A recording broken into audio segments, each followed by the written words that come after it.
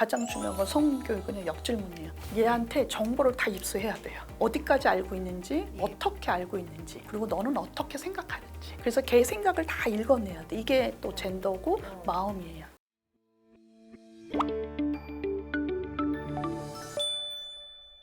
안녕하세요. 엄마들의 교육 고민을 대신 물어봐주는 교육대 기자TV의 저는 조선에듀 방종인 편집장입니다. 아이가 몸과 마음이 성장을 하면 성교육이라는 과제가 하나 주어지게 되는데요. 그래서 오늘은 이에 대해서 현실적이고 구체적인 조언을 해주실 분을 모시고 말씀 들어보도록 하겠습니다. 안녕하세요, 대표님. 안녕하세요. 먼저 교육대 기자TV의 자기소개 좀 부탁드리겠습니다. 네, 저는 관계교육연구소 대표를 맡고 있는 손경희 박사입니다. 만나서 반갑습니다.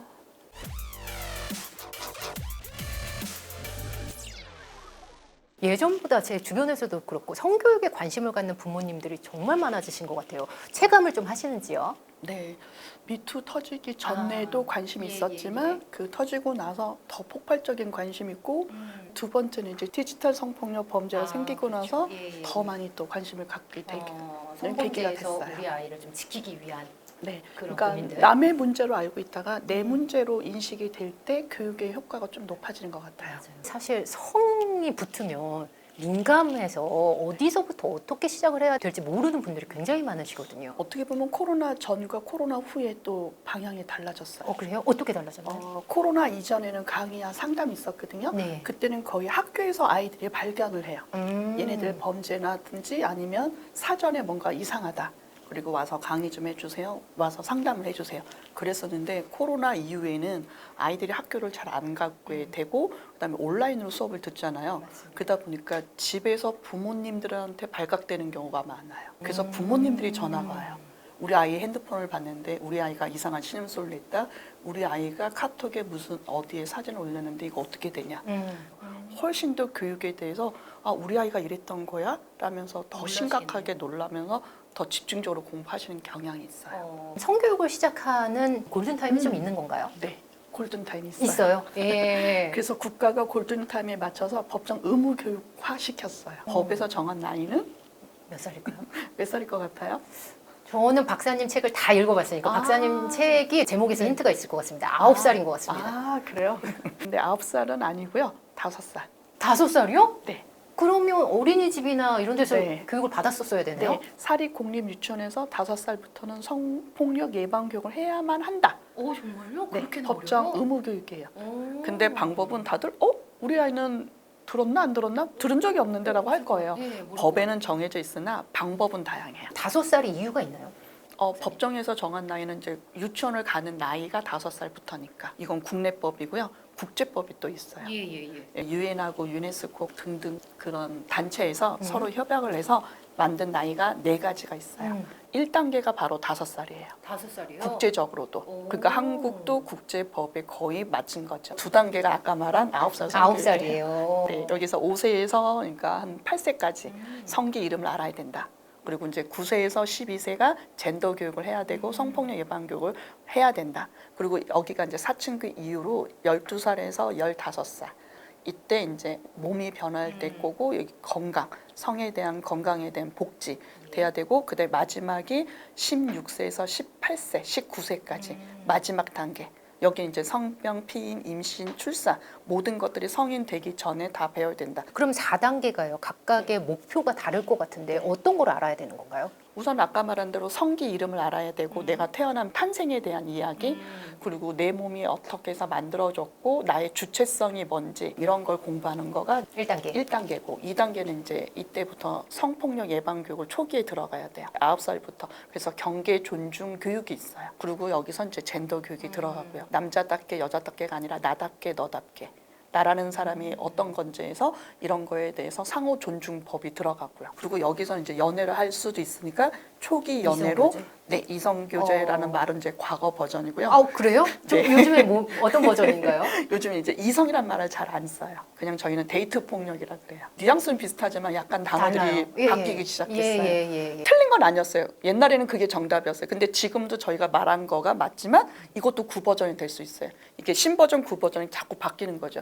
지금 말한 것도 신버전이라고 하지만 시간이 3년, 4년 지나면 지금 말한 것도 구버전 돼요. 그럼 박사님 여기서 중요한 포인트가 성교육이 시기별로 계속 다 달라지네요. 바뀌어요. 네, 3년 그렇구나. 주기로 계속 바뀌고 있어갖고 여러 차례 바뀌었어요. 그건 사회의 변화상을 반영하는 건가요? 네. 5살 때는 네. 우리 아이의 몸, 아이들이 이제 몸에 조금씩 관심을 갖는 그 시기인 것 같아요. 네, 맞아요. 그때부터 몸을 어떻게 바라봐야 되는지에 대한 교육이 이루어져야 되는 거네요. 우선은 구버전을 먼저 알아면 신버전이 어떻게 변했는지 알아요. 구버전에는 남자 여자 성기 이름을 부를 때 맞아요. 예, 예. 남자 성기 이름은 이제 고추, 여자 성기 이름을 잠지. 교육으로는 하지만 일상에서 할 때 좀 부끄럽고 창피한 거예요. 맞아요. 그래서 여성의 성기를 보물, 소중히, 거기, 맞아요, 이쁜이, 밑 이렇게 단어로 써요. 그러니까 여기서 이제 젠더 교육이 또 들어갈 수밖에 없는 게 남성의 성기 이름을 그대로 말하는데 너무 다 여성의 자연스럽게 성기 당당하게 이름은 얘기하는데 애칭을 자꾸 쓰는 거가 문제가 있다. 이게 이제 젠더 교육이 된 거죠. 그러면 여성의 성기 이름도 그대로, 남자 성기 이름도 그대로. 그러면 이제 법정 용어로 또 들어가면 일상에서는 그렇게 하지만 예, 이제 예. 법정 용어로 가면 제가 이제 법무부에서 자원봉사 일을 하거든요. 그럼 피해 아동들이 와요. 그럼 뭐 남아들은 그나마 고추를 뭐 어떻게 했어요. 어떤 아저씨가 고추를 만졌어요. 그러면 저희가 가해자를 찾아서 추정을 해서 그 연행을 하거든요. 증언이 돼서. 예. 근데 여아가 왔을 때는 아까 소중히, 이쁜이, 보물 이렇게 얘기를 한단 말이에요. 그러면 저희가 유도 질문을 할 수밖에 없어요. 단어가 나와야지 가해자를 추측해서 잡을 수가 있고 내가 피해 입은 것을 있는 그대로 증언을 해야 되거든요. 그러면 저희가 잠진이라고 얘기했을 때 아이들이 거기 맞아요. 그러면 유도 질문했다, 오염시켰다. 어머. 그래서 증거 불충분. 어머, 그래서 너무 증거가 안 돼요. 그러면 맨 처음부터 정확히 네, 알려줘야 그래서 되겠네요. 현재 우리나라는 교육 목적으로 남자는 고추보다는 음경으로, 여자는 잠지보다는 음순으로. 낯선 것 같아요. 그 조금 단어들이. 낯설죠. 예, 예. 근데 이 낯선 거에 또 잠깐 또 문화 얘기를 좀 더 해드리면, 그래서 이게 하나에 계속 이렇게 자꾸 변화되고 있어요. 뭐냐면 남성들은 이제 고추라 그러면 제가 이제 중학교 상담 교사를 5년 일했거든요. 예, 예. 그때까지도 몰랐는데 남자 아이들이 이렇게 오면서 네. 처음으로 저한테 입을 열어요. 선생님 예. 상담해도 되냐고. 뭐 괜찮아 그랬더니 성이래요. 괜찮아 얘기해봐 그랬더니 선생님 보통 중학생은 몇 센치가 정상이냐고 엄청 많이 물어봐요. 이게 크기에 성기 민감하구나. 크기에 대한 컴플렉스가 너무 많아요. 근데 이건 우리나라뿐만 아니라 전 세계가 있어요. 그러다 보니까 저는 아이들이 왜 이렇게 성기에 집착을 하지? 아이들이 문제인 줄 알았어요. 근데 5년 동안 상담하고 지금 20년 됐거든요. 강의한 지. 예. 해서 추적 결과 아이들이 문제가 아니라 우리 어른들이 문제였어요. 그냥 우리 어른들은 작은 건 고추, 큰 건 음경이라고 뜻은 아닌데 우리들이 나중에 초등학교 돼서야 음경이라는 단어를 알려주니까 아이들은 작은 건 고추고 큰 건 음경이라고 알아듣고 있더라고요. 어머. 그래서 크기 컴플렉스에 걸려서 아이들이 저한테 오히려 선생님 그냥 눈, 코, 입 하듯이 거기를 음경이라고 어렸을 때부터 알려주면 자기네들이 그렇게까지는 안 하지 않겠냐라는 얘기를 해서 심리적 차원으로 그냥 음경, 음순이라고 얘기하자는 거죠. 이게 21세기 성교육이에요. 아, 그게 말이 아이들의 컴플렉스, 그러니까 의식을 지배하는 거네요. 네. 아이들이 불쑥불쑥 질문할 때가 굉장히 많거든요. 네. 특히 몸에 대해서 질문할 때가 많은데 어렸을 때는 같이 목욕을 하니까 다른 이성 가족에 대한 몸에 대해서 질문을 할 때가 굉장히 많아요. 이를 좀 어떻게 받아들여야 될까요? 그래요? 1부터 5까지 있어요. 그게 단계가 있어요. 아, 단계가요? 1단계, 2단계, 3단계, 4단계, 5단계예요. 1단계는요. 다 같이 샤워해도 된다예요. 가족이니까 옷 다 벗고 샤워해도 된다. 아, 그게 몇 살까지는 없나요? 이게 나이도 있겠죠. 나이, 그래서 예, 이게 예. 1단계예요. 예, 예. 근데 이거는 사람마다 다르는데 거의 우리나라가 이제 1살에서 4살까지는 4살까지. 이제 다 벗고 해도 된다. 예, 예, 근데 예. 가족마다 달라요. 다 벗을 수도 있고 아닐 수도 있고. 근데 이게 1단계면 5단계가 있어요. 5단계는 나 혼자 씻는다예요. 아이가 혼자 아이가. 씻어야 돼요. 어. 어쨌든 여기서부터 5단계까지 끝은 내가 내 몸은 나 혼자 씻어야 돼요. 그게 몇 살일 것 같아요? 한 8, 9살? 네. 8살부터 우리 학교에 다니니까 나는 유치원이 아니라 초등학생이야. 아, 초등학교 그러면서 들어가면서부터는 내 방이야, 내 물건이야, 내 가방이야. 이때가 이제 자기 소유욕이 있어요. 그러면서 나 혼자 샤워할 거야 해서 9살부터 거의 몸을 많이 씻어요. 그래서 제가 9살 성교육 사전이 뭐냐면 여기서부터 주체성이 길어지거든요. 그리고 10살부터는 몸이 바뀌어요. 가슴도 나오고 초경을 그때부터는 또 그럼 같이 샤워하면 안 되는 거죠? 이제는 안 된다는 거죠. 몸이 변할 때라. 어. 그래서 저는 9살까지는 어쨌든 거기서 플러스 마이너스예요. 네. 사람마다 다르니까 되도록이면 9살은 5단계 끝. 그래서 내 몸은 나 혼자 씻는다야. 여기 1이면 2, 3, 4가 있겠죠. 네. 여기서부터 이제 단계, 여기가 복잡한 거예요. 2, 3, 4에서 다른 가족에 대해서 계속 여기서 신체에 대해서 질문을 해요. 질문을 하잖아요. 네. 그럼 왜 달라? 왜 신체가 달라라고 질문하면 어떻게 대답을 해줘요? 우선은 저희가 동화책 같은 걸 보여줘요. 이거 남자 몸, 이거 여자 몸. 아. 그러니까 막 본인 몸을 보여주지 말고. 어렸을 때 막 그런 분도 보여주고 계시네. 막 있더라고요. 오. 그래서 그냥 책으로 이건 남자 몸, 여자 몸. 그래서 그때 이름을 다 가르쳐 주는 거죠. 성기 이름부터. 그리고 역할이 다르고 몸에 대한 기능이 다르다는 걸 알려주는 거죠. 그럼 얘가 그러면 나는 여자? 그러면 뭐가 있네? 뭐가 나중에 있겠네? 그러면서 이제 사춘기에 대해서 피가 나온다, 뭐가 됐을 거다, 이때는 엄마가 된다, 뭐 이러면서 그러면서 이렇게 자연스럽게 흘러갈 수도 있고 아이들이 거기까지만 알려주면 거기까지 해놓고 나중에 얘가 9살, 10살 되면 또 2단계 교육을 해서 사춘기 이후에 몸이 바뀔 거 또 알려줘야 돼요. 나이에 맞게끔 계속 단계를 올려주면서 해줘야 돼요. 미리 많은 걸 가르쳐주지 말고요. 그럼 나이에 맞게. 왜냐면 네. 아이들이 요즘에 또 몸에 대한 책들도 많고 영상도 많고 이런 걸 보다가 불쑥불쑥 질문할 때가 많은데 그럴 때에 맞게 질문을 또 하면서 알려주고 이래야 되겠네요. 그럼요. 아이들이 진짜 많이 몰라요. 그때 그 모르는 거는 애들이 그냥 물어본 건데 어른들이 더 부끄러워해요. 그리고 또 얘가 어디까지 아는지 모를 때가 있어요. 그래서 이제 역질문해야 돼요. 예, 역질문이요. 네, 가장 중요한 건 성교육은 역질문이에요. 역질문. 내가 안다고 다 가르쳐주면 안 돼요. 이건 이래서 그런 거고 저건 저런 거 해서 책 볼래? 이게 아니라 얘한테 정보를 다 입수해야 돼요. 어디까지 알고 있는지, 어떻게 알고 있는지, 그리고 너는 어떻게 생각하는지. 그래서 걔 생각을 다 읽어내야 돼. 이게 또 젠더고 마음이에요. 예를 들면 나는 어떻게 태어났어? 이렇게 질문을 하면 그 질문은 왜 생각한 거야? 이런 식으로요. 보통은 아이들이 그렇게 질문 안 하고요. 예.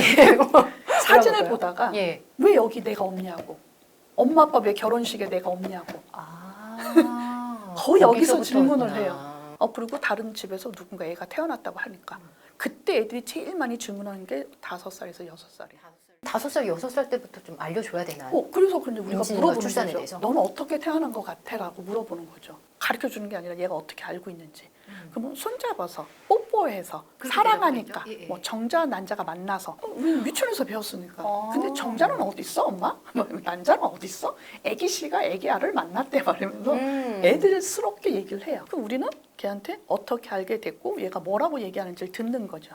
그러면 거기서 잘한 건 박수 쳐주고 얘가 잘 몰랐고 바꿔줘야 되는 건 이거는 아니고 이렇게 바뀌었대, 이렇게 해줄 거야, 이렇게 태어난대라고 알려주는 거죠.